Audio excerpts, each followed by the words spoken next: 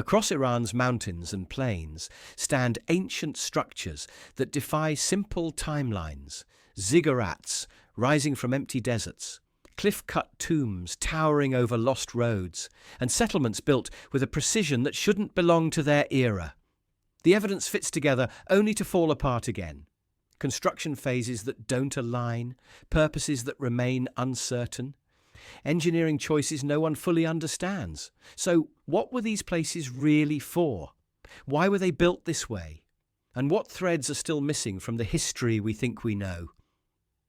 Persepolis. In the high plateau light of southwestern Iran, where the Zagros foothills settle into a broad alluvial plain, the terraces of Persepolis rise with a composure that seems almost indifferent to the centuries that have stripped them of cedar roofs, glazed brick, and the drift of ceremonial banners, leaving instead a geometry of stone that still carries the cadence of an empire's measured breath.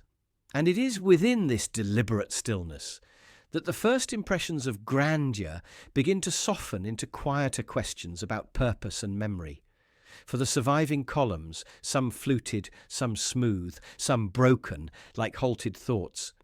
suggest not simply an administrative capital of the Achaemenid kings, but an engineered environment in which political theatre and cosmological order once moved in parallel. And as the shadows shift across the Apadana's vast platform,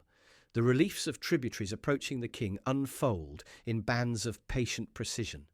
their carved garments and offerings revealing more through nuance than proclamation, as they seem less to glorify conquest than to depict a carefully curated worldview in which difference was catalogued rather than erased, each figure contributing to a narrative of continuity that modern excavations have gradually interpreted through the lens of imperial logistics, resource acquisition, and the architectural language of legitimacy. Yet, as these explanations accumulate, they never quite dispel the subtle tension created by the site's very layout. For the terraces do not arrange themselves into a simple ceremonial progression, instead encouraging an ascent that is both spatial and symbolic, as if visitors were invited to move not only upward, but inward, traversing monumental thresholds that increasingly obscure the practical from the ideological. An ambiguity heightened by the fact that Persepolis appears to have been used primarily for seasonal gatherings rather than daily governance, raising questions about how its designers intended their carefully constructed environment to shape the perceptions of those who climbed the broad stairways during Nowruz festivities and stood beneath the towering porticos where light and shadow narrowed into ritual-like compositions. And while archaeological studies have illuminated elements of the city's water management, its quarrying techniques, and the distribution of foreign artisans whose inscriptions trace the movement of skilled labour across the empire,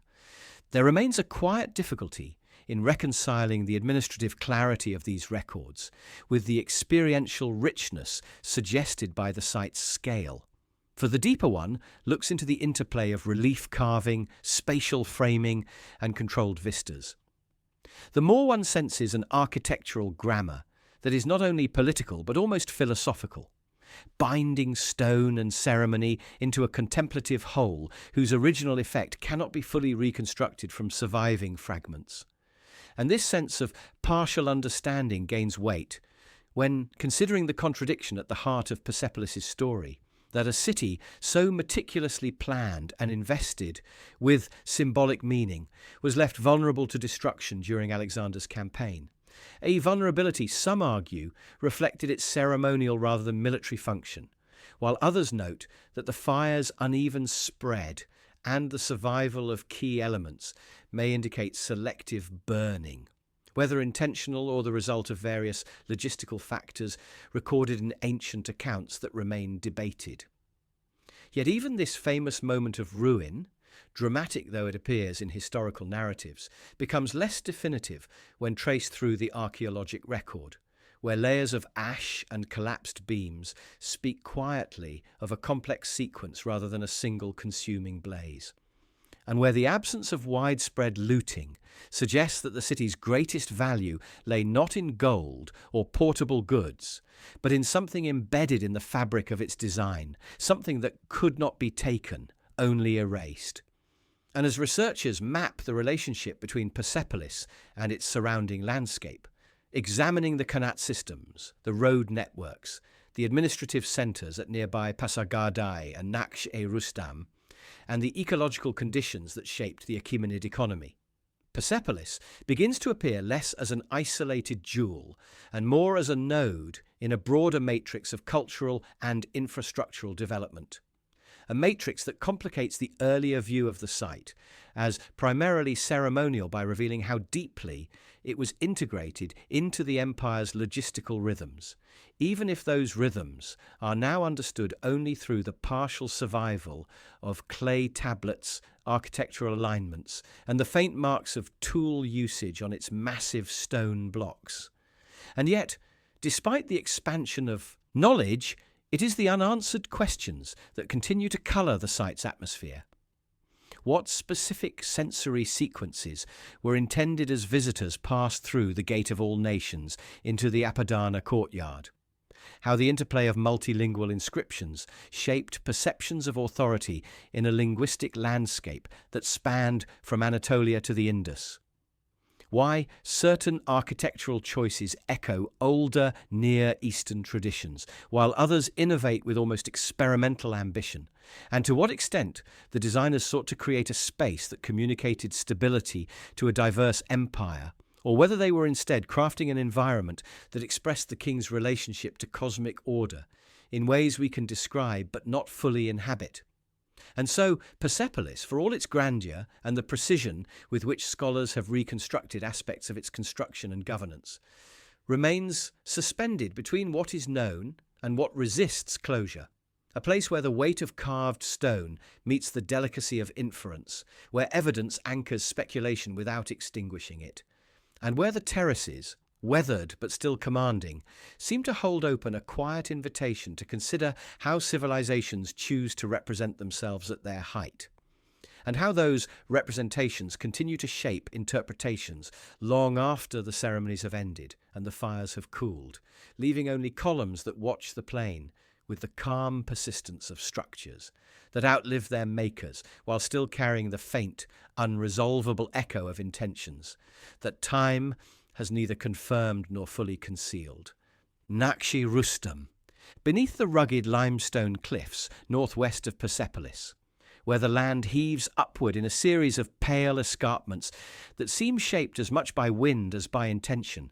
Naqsh-e Rustam presents itself not as a single monument, but as a layered convergence of royal ambition, cultural continuity, and the long arc of memory carved directly into stone, its immense rock-cut tombs, suspended high above the ground, like anchored vessels awaiting a departure that never came, their cruciform facades echoing Achaemenid architectural motifs, while remaining strangely detached from the ceremonial logic of nearby Persepolis,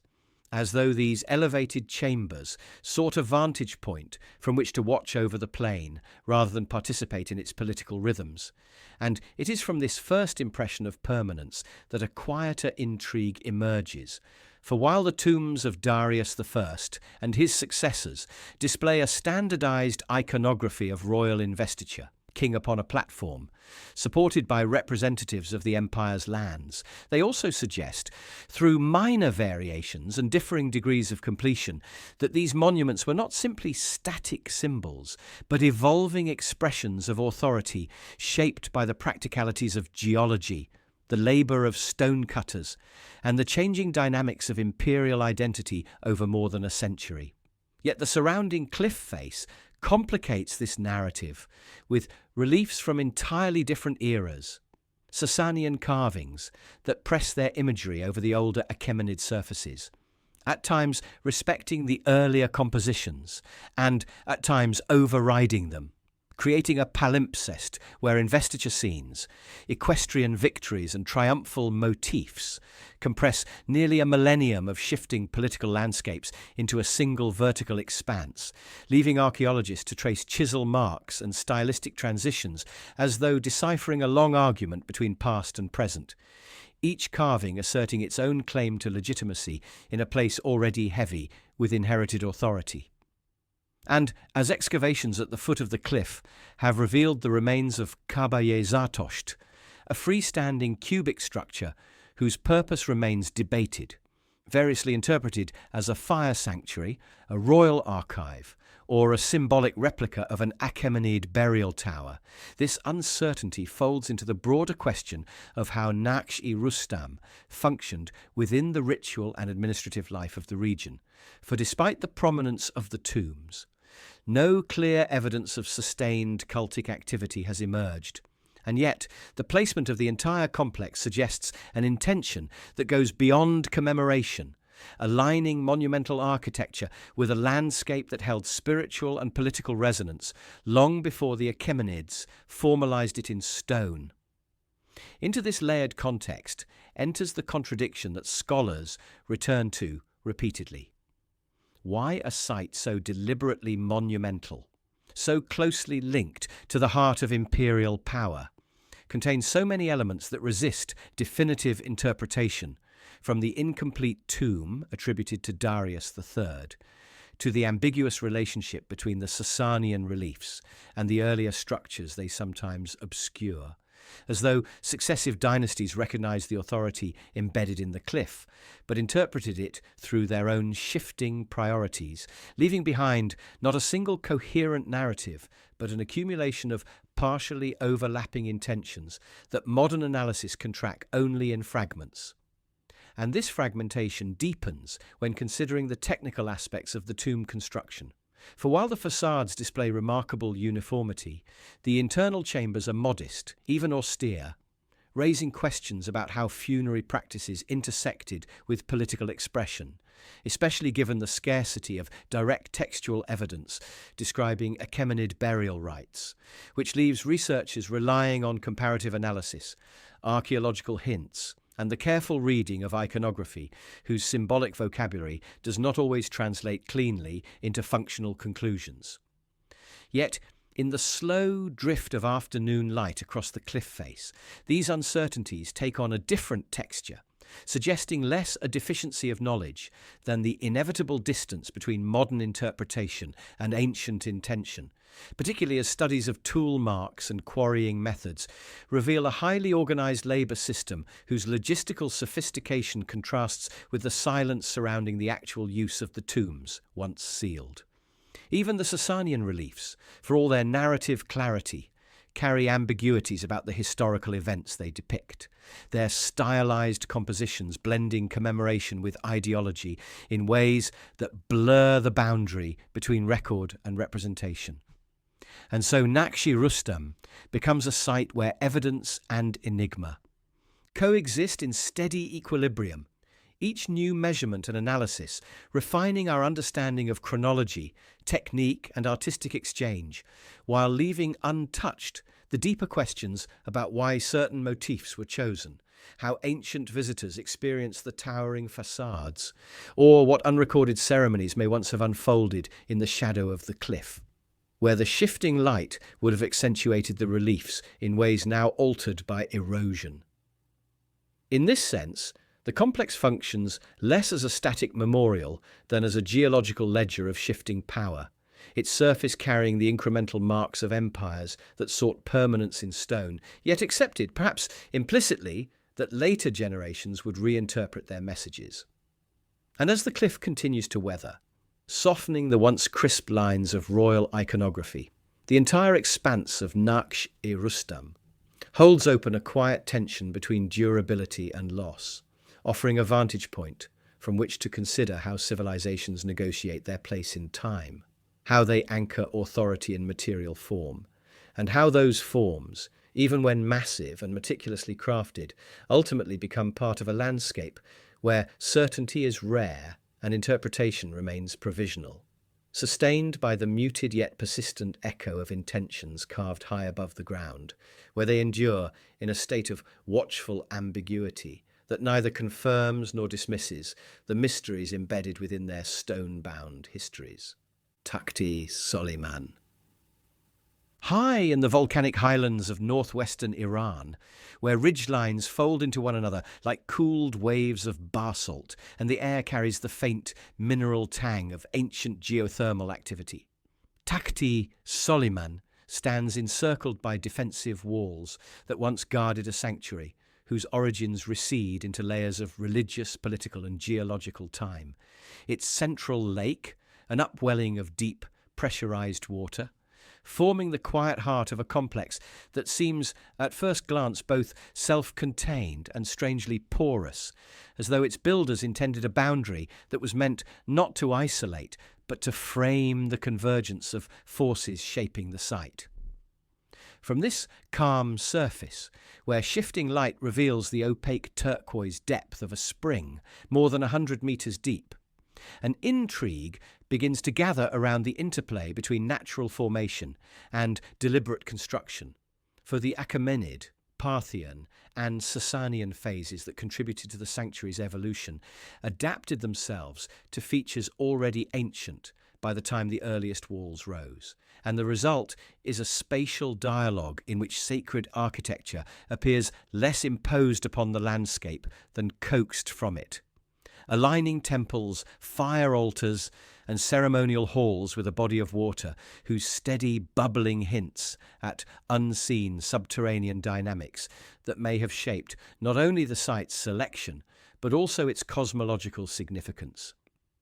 As excavations have revealed, the foundations of a grand Sasanian fire temple,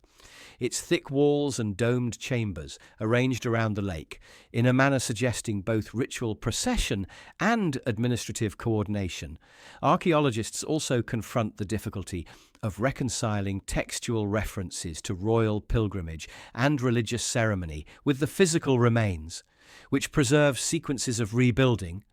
but leave open questions about how rites were enacted within a space that combines openness, enclosure, and a persistent geological presence that ancient observers may have interpreted through symbolic lenses now only partially understood. This challenge deepens as one traces the site's architectural chronology. Earlier phases show evidence of fortification and industrial activity. Later ones adapt the precinct for Ilkhanid occupation. And throughout these transitions, the lake remains constant, neither altered nor obscured, as though functioning simultaneously as a ritual focus, a practical water source, and a natural marker around which layers of religious meaning accumulated, even when political authority shifted and architectural styles changed. Yet the very constancy of the lake introduces a contradiction. For while its depth and mineral content make it unsuitable for irrigation or consumption, its presence is so central to the site's plan that one is left to consider whether its value lay less in utility than in the symbolic resonance of an unfathomable source, a feature that may have been perceived as both generative and enigmatic, inspiring structures that mirrored the tension between visibility and concealment, stability and flux. The more closely the masonry is examined, the alternating courses of stone and brick in Sasanian walls, the carefully shaped doorways that once framed access to sanctuaries now roofless, the alignment of halls that may have guided movement toward the lake, the clearer it becomes that the complex was not designed as a static monument, but as an evolving choreography of approach and withdrawal, each architectural phase responding to earlier traces while reinterpreting their significance. And yet, the archaeological record, for all its detail, resists a unified reading.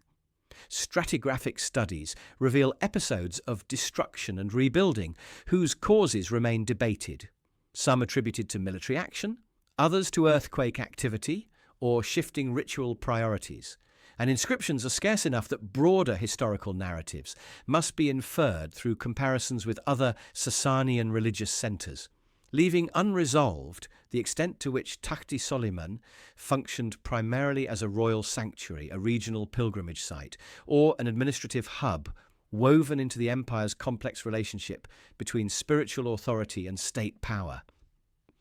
This uncertainty extends to the smaller architectural features, subterranean channels that may have managed overflow from the lake, fragmentary altars whose placement suggests ritual sequences now lost, and the remains of outer settlements whose inhabitants likely sustained the sanctuary's daily needs, but left limited material evidence, creating a landscape in which what is known and what is speculative coexist in a delicate balance that reflects the layered nature of the site itself.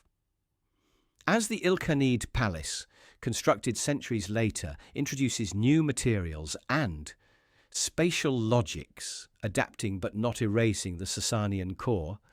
Takht-e Soleyman becomes a rare example of a sacred complex, continuously reinterpreted across disparate cultural frameworks, each adding its own architectural vocabulary while preserving the lake as an essential focal point, a geological constant that anchors the shifting meanings projected upon it. And as the sun drops behind the surrounding hills, casting long shadows across collapsed vaults and weathered stone, the entire site settles into a quiet tableau that underscores the unresolved questions at its centre. Why this particular spring commanded such enduring reverence? How rituals, once moved through spaces, now defined only by foundations? And to what extent ancient builders understood or mythologized the subterranean forces feeding the lake? In this stillness, Takht-e Soleyman offers neither clarity nor contradiction, so much as a sustained invitation to observe how sacred landscapes take shape over centuries, shaped by geology as much as belief, leaving behind an architectural palimpsest that speaks in the measured language of ruins, where each surviving wall and ripple of water gestures toward meanings that remain just beyond retrieval, held in a subtle equilibrium between what the earth reveals and what it continues to withhold. Tepe Sialk. On the outskirts of Kashan, where cultivated fields meet a rise of compacted earth shaped by thousands of years of habitation, Tepe Sialk emerges less as a singular monument than as a stratified memory of early settlement in the Iranian plateau. Its paired mounds, north and south, standing with the subdued presence of structures formed not by architectural intent, but by the gradual accumulation of human activity. Each layer compacted into a topography that hints at shifting lifeways long before written history reached this region. And in the stillness of the site's sun-baked surfaces, a quiet intrigue begins to take hold. For unlike the monumental complexes of later eras, Sialk reveals itself in patient vertical sequence, each excavation trench opening into deeper eras, where pottery styles, burial customs and architectural traces mirror the transitions from Neolithic communities to early urban organization. As archaeologists follow the superimposed mud brick walls, hearths and refuse pits, they uncover the evolving rhythms of a settlement whose earliest occupation may stretch back to the 6th millennium BCE, a span that makes Sialk one of the oldest known inhabited sites on the plateau and situates it within broader patterns of development, linking the Zagros foothills to the central deserts. Yet even as radiocarbon dates and ceramic typologies provide a framework of chronology, the site resists a complete narrative, its material record offering glimpses of continuity, a shift toward metallurgy, the emergence of more formalized architecture, the distribution of graves in patterns that suggest changing social structures, without yielding definitive insights into the mechanisms that drove these transitions. This tension becomes more evident as one examines the distinctive pottery assemblages whose painted motifs and firing techniques trace a lineage of craft specialization that spreads across trade networks extending beyond the immediate region, implying a degree of cultural interaction that contrasts with the modest scale of the excavated buildings. And while these ceramics allow researchers to track Sialk's connections with contemporary settlements, they also highlight variations that remain difficult to interpret. Subtle differences in form and decoration that may reflect shifts in function, identity, or ritual practices now lost to time. Meanwhile, the southern mound, with its deeper and more complex stratigraphy, introduces further ambiguity. Monumental mud brick platforms, sometimes interpreted as proto-temple structures, rise from levels associated with the late 3rd and early 2nd millennia BCE. Yet their exact purpose remains contested. The architectural traces substantial enough to suggest coordinated construction, but not sufficiently preserved to reveal clear ceremonial or administrative roles, leaving open the possibility that these elevated structures served multiple functions across different phases of occupation. And as excavators descend through burial layers, where simple pit graves coexist with more elaborate interments accompanied by metal tools, ceramics, and occasional ornaments,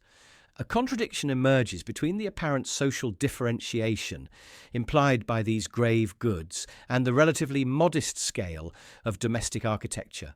raising questions about how status was expressed within a settlement whose material culture suggests complexity without the unmistakable signatures of an early city-state.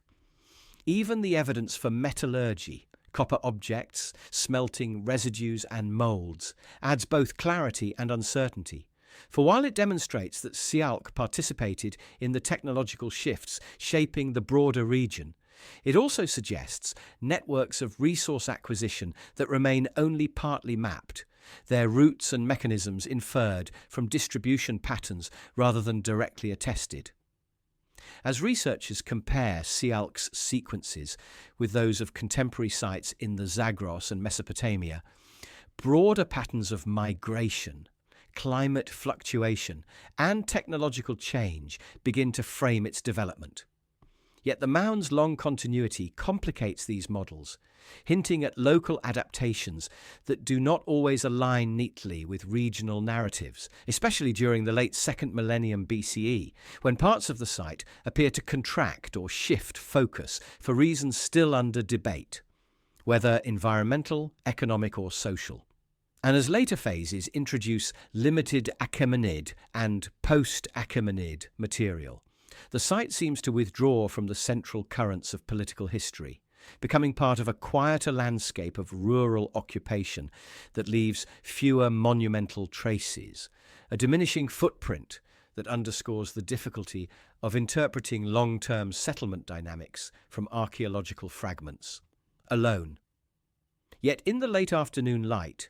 when the excavated stairways, wall bases and deep trenches cast elongated shadows across the mounds, Tepe Sialk conveys something that raw data cannot fully express.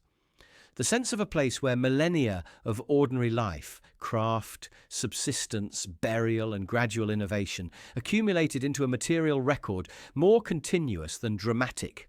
A site whose significance lies not in singular events or grand constructions, but in its uninterrupted witness to the slow unfolding of early human organization. And in this continuity resides the quiet mystery of Sialk.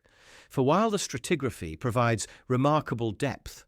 the lived experience behind each layer remains largely inaccessible, leaving scholars to piece together patterns from pottery, architecture, and soil variations that gesture towards stories no longer recoverable in full. Thus, the mounds stand as both archive and enigma, their eroded surfaces hinting at the breadth of time compressed within them,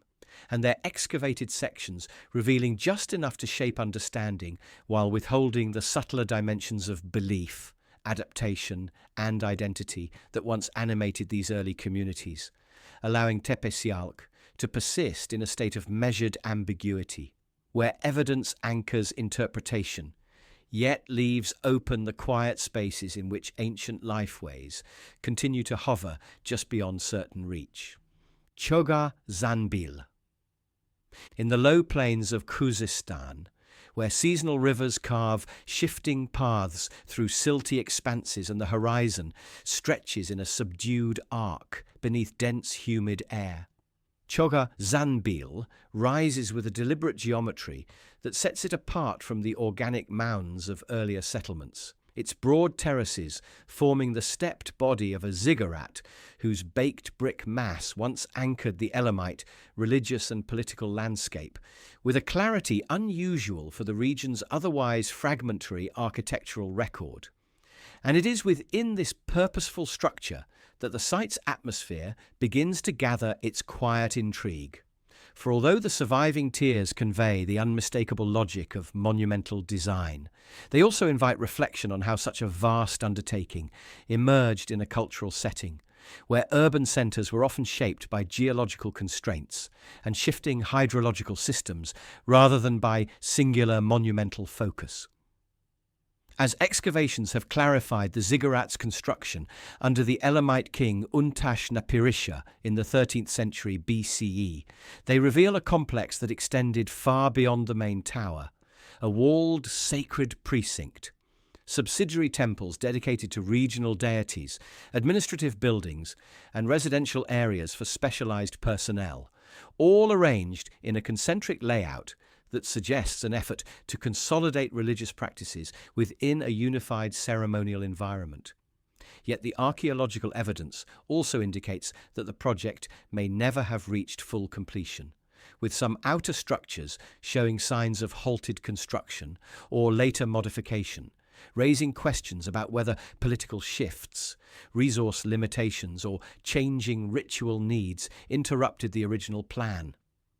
This ambiguity becomes more pronounced when examining the ziggurat's interior, where successive stages of rebuilding replaced earlier phases with new layers of brick and plaster, each carrying stamped inscriptions that record dedications and construction details, but seldom reveal the intended final form of the structure.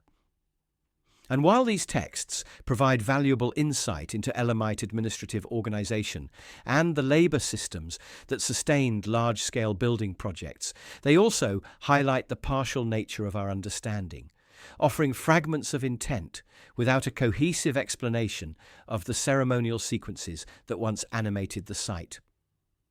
Meanwhile, the surrounding temples, smaller in scale but rich in architectural detail, introduce further complexities. Their altars, courtyards, and installations suggest ritual practices that blended local traditions with broader regional influences, yet the exact nature of the rites remains largely speculative, reconstructed through pottery assemblages, architectural parallels, and residues that hint at offerings but do not confirm the rhythms of ritual life that once filled these enclosed spaces. As researchers map the extensive perimeter wall and the carefully engineered gateways that controlled movement into the sacred precinct, they uncover evidence of a site designed to regulate access in ways that imply both religious exclusivity and administrative coordination, a dual function that complicates earlier interpretations of Choqa Zanbil as primarily a spiritual centre by revealing its integration into Elamite political strategy. And yet this integration raises its own contradiction. For while the site's scale suggests centralization, its location away from major urban hubs raises questions about whether it served as a royal retreat, a pilgrimage destination, or a planned ceremonial city whose full potential was never realized. Even the hydrological features surrounding the site contribute to this layered uncertainty. Channels and basins likely intended to manage water flow show phases of adaptation to fluctuating environmental conditions, hinting at a continual negotiation between human intention and the region's changeable river systems. And these adaptations, though subtle, affect interpretations of how long the site remained actively maintained after its initial construction. As the Late Bronze Age gave way to new political configurations in the region, Choqa Zanbil appears to have experienced a gradual decline, its monumental core enduring even as outer structures fell into disuse, a pattern that leaves archaeologists to infer shifts in religious emphasis or economic capacity from the distribution of later deposits rather than from explicit records. For Elamite textual sources remain limited and often indirect, offering little clarity on how the sanctuary's role evolved in its later centuries. Yet, standing within the shadow of the surviving terraces, where the ziggurats' once sharply defined edges have softened under centuries of erosion, one senses not a narrative of abrupt abandonment, but a slow attenuation of ritual presence, a process in which the site's significance lingered, even as its active functions diminished, leaving behind a monumental shell whose silence now heightens the questions surrounding its original purpose. And so Choqa Zanbil, with its unusual state of preservation and its rare window into Elamite religious architecture, remains poised between archaeological explanation and quiet mystery, its inscriptions and building phases providing substantial evidence for construction techniques, administrative organisation, and regional theological frameworks, while its broader implications, why a king sought to gather multiple cults into a single sanctuary, how the rituals enacted here shaped Elamite identity, and what circumstances curtailed the vision of a fully realized ceremonial city, continue to elude definitive answers. In this unresolved space, the ziggurat stands as both monument and inquiry, a structure whose enduring presence invites contemplation of how ancient civilizations anchored belief in material form, how those forms negotiate the passage of time, and how the precise outlines of meaning gradually soften into interpretations that remain suggestive yet incomplete, held in a balance between what the earth preserves and what it chooses to conceal within the long layered quiet of the Khuzestan plain. Pasargadae. In the open plains north of the Pulvar River, where rolling grasslands meet the distant rise of the Zagros, and the wind moves with an almost ceremonial steadiness across scattered limestone blocks, Pasargadae unfolds as a landscape of deliberate openness rather than enclosed monumentality, its dispersed palaces, gardens and pavilions forming an architectural constellation that reflects the earliest phase of Achaemenid statecraft under Cyrus the Great. Yet within this measured arrangement, a subtle intrigue gathers, for the site's quiet expanses reveal an imperial vision still in formation, one that merged diverse cultural traditions into a spatial grammar whose underlying coherence has been only partially recovered through excavation. At first sight, the solitary form of the tomb attributed to Cyrus draws the eye, a stepped, gabled structure whose simplicity contrasts with the later ceremonial complexity of Persepolis. And from this restrained monument, the broader site begins to disclose itself. Columned halls oriented toward controlled vistas, stone channels that may once have defined garden layouts inspired by early Persian concepts of cultivated order, and foundation traces that suggest a choreography of movement across an unusually spread-out royal complex. Yet, as archaeologists have pieced together the relationship between these structures, a quiet uncertainty persists, for Pasargadae offers fewer inscriptions and less intact architecture than later Achaemenid centres, leaving scholars to infer organisational principles through careful study of masonry techniques, ceramic sequences, and the spatial association of buildings that functioned as both administrative nodes and symbolic anchors within a still evolving imperial identity. This ambiguity becomes more pronounced when tracking the site's influences. The columned structures evoke Near Eastern and Anatolian precedents, while the garden systems hint at innovations that would later crystallize into the formal Persian paradise garden. And between these elements lies a tension between experimentation and tradition, as though Cyrus's architects were testing forms that would eventually be standardized, but here remain fluid. Their meanings partly obscured by the incomplete survival of roofing systems, wall treatments, and ephemeral installations now known only through soil discolorations and scattered fragments.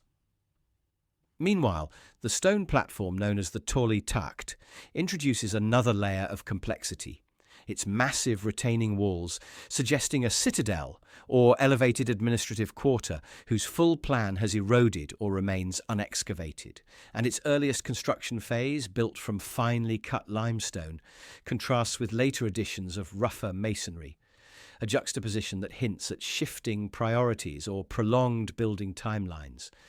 but stops short of revealing the specific functions the platform served within the wider settlement. Even the tomb of Cyrus, though visually commanding and relatively well preserved, carries contradictions that continue to animate scholarly debate. Its stepped base recalls Eurasian and Anatolian traditions. Its house-like chamber echoes earlier funerary forms, and yet its solitary placement on the plain suggests an intentional decision to anchor the memory of the king within a landscape rather than a palace complex, raising questions about how its designers balanced mortuary symbolism, political messaging, and practical considerations such as visibility and access. Excavations around the tomb have revealed traces of a surrounding garden and processional route,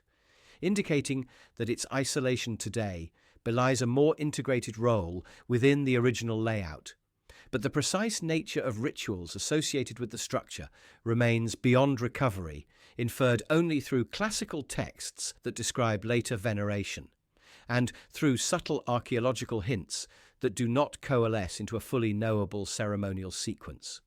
As researchers map the hydraulic systems, channels, terraces, and water control features that shaped the royal gardens, they encounter further uncertainties. For while these installations demonstrate sophisticated landscape engineering, their chronological development is not entirely clear, and the relationship between water management, agricultural use, and symbolic garden design continues to be passed through ongoing soil analysis and comparative studies with later sites. This interplay between evidence and ambiguity deepens when considering Pasargadae's short-lived political prominence. Overtaken by Persepolis as the primary ceremonial centre, the site persisted as a locus of memory rather than a seat of power, a shift reflected in the archaeological record through reduced building activity and the gradual dispersion of administrative functions. Yet the reasons behind this transition remain multifaceted, involving logistical considerations, evolving imperial ideology, and the personal legacy of Cyrus that later rulers both inherited and reinterpreted. And as the visitor moves across the site's broad distances, where each architectural fragment stands apart, yet participates in a shared spatial logic, Pasargadae reveals itself as an early articulation of imperial identity, still in negotiation with older traditions and emerging political realities, its openness offering a counterpoint to the enclosed monumentalism that would follow. In this measured landscape, where the wind carries little sound and the ruins sit lightly on the earth, the unresolved questions gain a quiet resonance. How the earliest Achaemenid builders conceived the relationship between power and space. How gardens, palaces, and tombs were meant to interact within a unified ceremonial vision. And to what extent the site reflects personal choices of Cyrus rather than institutionalized architectural norms. And so Pasargadae endures not only as the birthplace of an imperial aesthetic,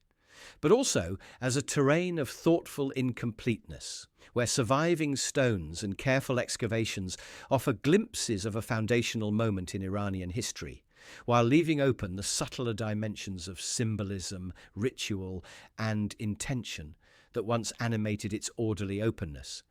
allowing the site to occupy a space between clarity and conjecture, its quiet expanses holding the lingering presence of a formative yet partially obscured chapter in the long evolution of ancient Persian statecraft. Bisotun, at the base of the imposing limestone escarpment of the Zagros, where the mountain face rises in a sheer sweep that seems simultaneously natural and curated, Bisotun presents itself as a meeting point of geology, kingship, and narrative inscription, its cliffs catching the shifting light in a way that gradually draws attention from the landscape's vastness to the precise marks carved into its stone. And from this moment of recognition, a quiet intrigue begins to gather, for the monumental trilingual inscription commissioned by Darius I, Old Persian, Elamite, and Babylonian, anchors the site not only in the political ambitions of the early Achaemenid Empire, but also in a long chain of human interaction with this prominent rock formation, whose strategic and symbolic location along ancient travel routes predates the royal intervention by centuries. As archaeologists trace the outlines of the colossal relief depicting Darius triumphant over Gaumata and other defeated rivals, they confront the deliberate placement of the entire tableau far above ground level, accessible only through ancient scaffolding now vanished, raising questions about how the message was intended to be read. by whom, and to what extent the elevation served both practical and ideological functions, projecting imperial authority into a landscape that linked Mesopotamia to the Iranian plateau while minimizing the risk of defacement. Yet, even as the inscription provides one of the clearest textual windows into Achaemenid governance, detailing the king's account of succession and rebellion, the surrounding archaeological features introduce a series of nuanced contradictions. Earlier Median, and possibly prehistoric activity around the base of the cliff, suggests that Darius inscribed his narrative onto a landscape already imbued with cultural significance, and later additions, from Parthian reliefs to Sasanian carvings, overlay the original composition with their own visual vocabularies, creating a palimpsest where successive powers engaged in a subtle dialogue with their predecessors, sometimes echoing their motifs, and sometimes asserting new interpretations of authority within the same monumental frame. This layering complicates what initially appears to be a fixed historical record, for while the Achaemenid inscription is unusually explicit, the site's broader context introduces interpretive uncertainties, how local populations understood the trilingual text. Whether the nearby remains of a Median-era settlement directly influenced the location of Darius's carving, and how the relief's iconography interacted with the long-distance trade and pilgrimage routes that passed beneath it. Routes whose archaeological traces, road segments, halting places, and scattered ceramics suggest continuous movement, but do not clarify the ceremonial or administrative roles Bisotun may have played across different periods. As researchers examine the associated features at the cliff's base, including a shallow pool fed by natural springs and a series of architectural traces whose functions remain debated, they confront an interplay between natural and human design that resists linear interpretation. The water source, long known for its reliability, may have contributed to the site's selection, yet its evolving usage through time complicates efforts to assign definitive meanings to installations, whose fragmentary remains leave open possibilities ranging from ritual activity to pragmatic provisioning for travellers. Meanwhile, the technical aspects of the inscription's creation introduce further complexity. Close analysis of chisel marks suggests a highly organised labour force, with teams working in coordinated stages to achieve the relief's depth and finish. But the logistical feat of constructing scaffolding against such a sheer surface remains only partially understood, inferred through comparative analysis rather than direct evidence. And this lack of clarity adds to the broader uncertainty about how long the carving process lasted and how often the text was revisited for maintenance or correction during Darius's reign. The later Parthian relief depicting Mithridates II, positioned near but not overlapping the Achaemenid tableau, reveals a different approach to royal representation, more compact and grounded, while Sasanian interventions introduce yet another stylistic register, each edition reflecting shifting political landscapes, yet collectively reinforcing the cliff's enduring significance as a medium for royal communication. And yet, despite these accumulations, Bisotun remains marked by absences: the incomplete understanding of earlier Median features, the lack of definitive evidence linking the site to large-scale ceremonial gatherings, and the fragmentary traces of Achaemenid occupation that suggest administrative presence without confirming its scale or duration. These gaps lend the site a quiet tension, for even the inscription, so unusually explicit, leaves room for interpretation, its narrative framed by Darius's perspective and its trilingual format, underscoring the empire's diversity, while simultaneously revealing the challenges of communication across vast territories, challenges that modern scholars reconstruct through linguistic comparison and the study of scribal traditions that remain incompletely mapped. As light shifts across the relief in the late afternoon, softening the once crisp outlines of bound captives and royal stance, the entire cliff face acquires a contemplative stillness,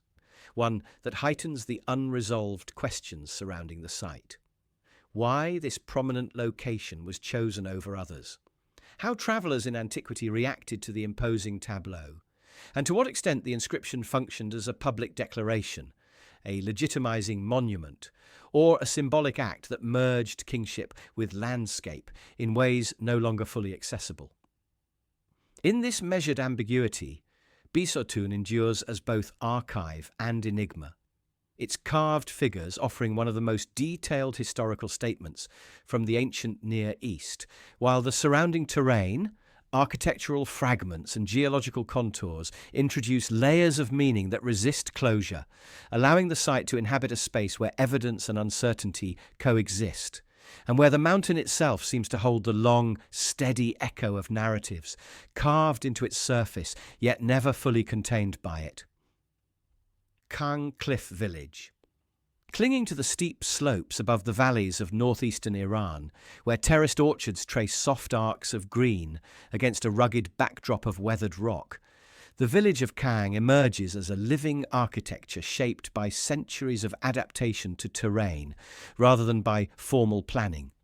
Its stepped houses rising one above another in a cascading arrangement that turns each rooftop into the courtyard of the dwelling above, creating a spatial coherence that appears improvised, yet reveals, upon closer observation, a long lineage of responses to gradient, climate, and communal interdependence. And from this first impression of organic construction, a quiet intrigue begins to settle. For while Kang lacks the monumental scale of ancient ceremonial sites, its clustered geometry carries echoes of older settlement patterns across the Iranian plateau.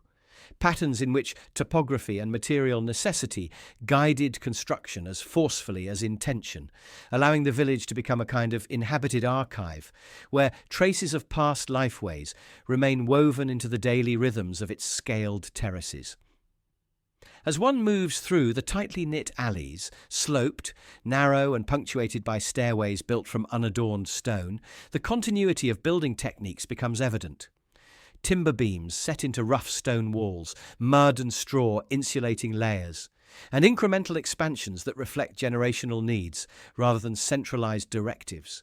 Yet even within this apparent simplicity are subtle variations that archaeologists and architectural historians have begun to study for clues to the village's development, noting shifts in masonry style, the introduction of new materials, and alterations in circulation routes that hint at phases of reorganization whose motivations are now obscured by time.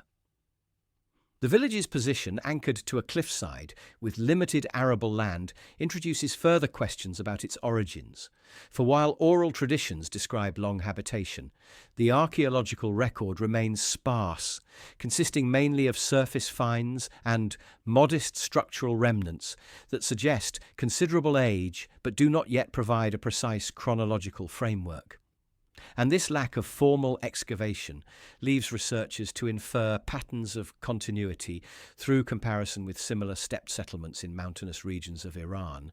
where terrace-based construction often reflects a balance between defensive positioning, environmental adaptation, and the maintenance of agricultural plots that rely on intricate water management systems. In Kang, the surviving irrigation channels, some still in use,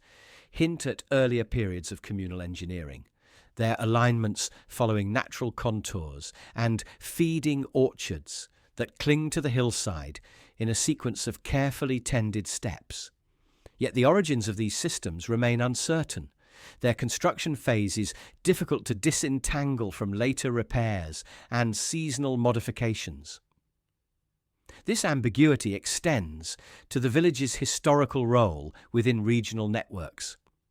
Situated along routes that once connected larger urban centres, Kang may have served as a waypoint or satellite settlement, but the absence of written records and limited architectural remains from early periods make it challenging to distinguish continuity from reoccupation,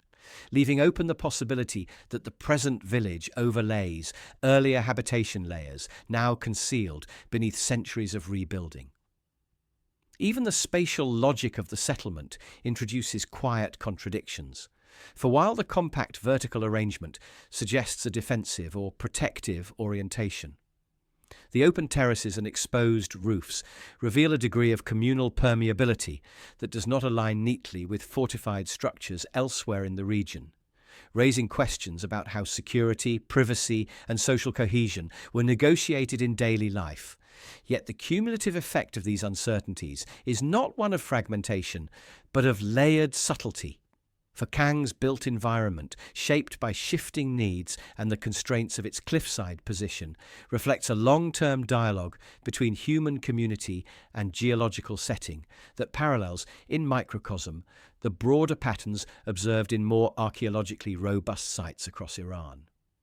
The village's enduring reliance on locally sourced materials, stone from the hillside, clay from nearby deposits, timber from regional forests, creates a continuity of form that complicates efforts to date structures precisely. As older walls are often incorporated into newer dwellings, their original outlines blurred by later plastering or expansion.